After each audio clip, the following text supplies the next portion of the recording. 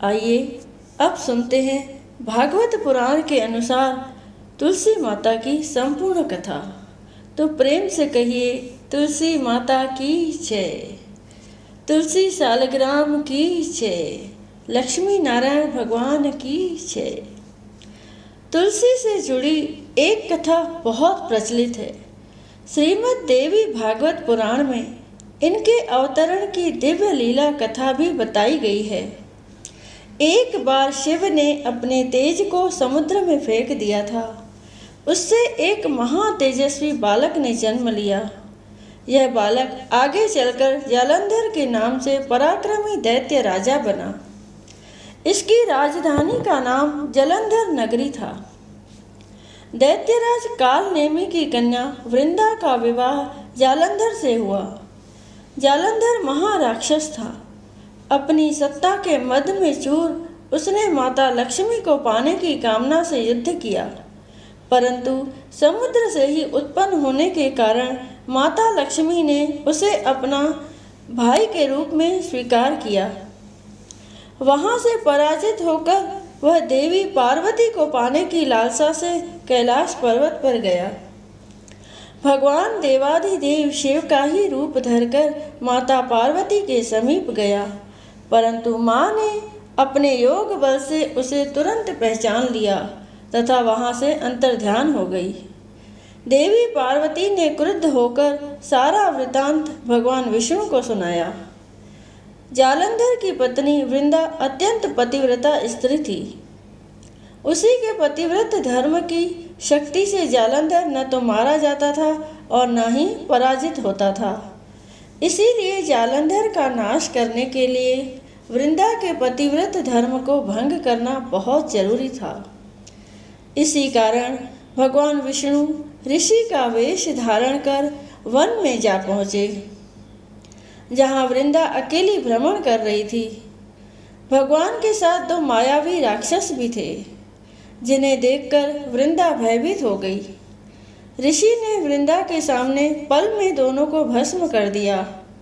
उनकी शक्ति देखकर वृंदा ने कैलाश पर्वत पर महादेव के साथ युद्ध कर रहे अपने पति जालंधर के बारे में पूछा। ऋषि ने अपने माया जाल से दो वानर प्रकट किए। एक वानर के हाथ में जालंधर का सिर था और दूसरे के हाथ में धड़। अपने पति की यह दशा देखकर वृंदा मूर्छित होकर गिर पड़ी। होश में आने पर उन्होंने ऋषि रूपी भगवान से विनती की कि वह उसके पति को जीवित कर दे। भगवान ने अपनी माया से पुनः जालंधर का सिर धड़ से जोड़ दिया, परंतु स्वयं भी वह उसी शरीर में प्रवेश कर गए। वृंदा को इस छल का जरा आभास न हुआ। जालंधर बने भगवान के साथ वृंदा पतिव्रता का व्यवहार करने लगी, जिससे उसका सतीत्व भंग हो गया। ऐसा होते ही वृंदा का पति जालंधर युद्ध में हार गया।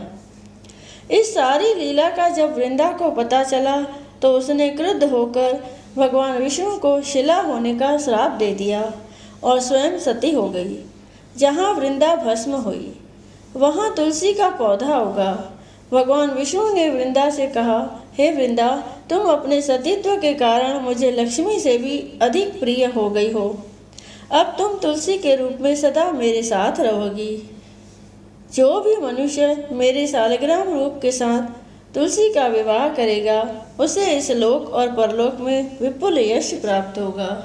बोलिए तुलसी सालग्राम भगवान की जय। बोलिए लक्ष्मी नारायण भगवान की जय। तुलसी माता की आरती।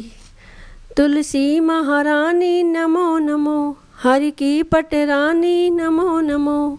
तुलसी महारानी नमो नमो, हरि की पटरानी नमो नमो। धन तुलसी पूरण तप कीनो, सालग्राम बन पटरानी। जाके पत्र मंजरी कोमल, श्रीपति कमल चरण लपटानी। तुलसी महारानी नमो नमो, हरि की पटरानी नमो नमो।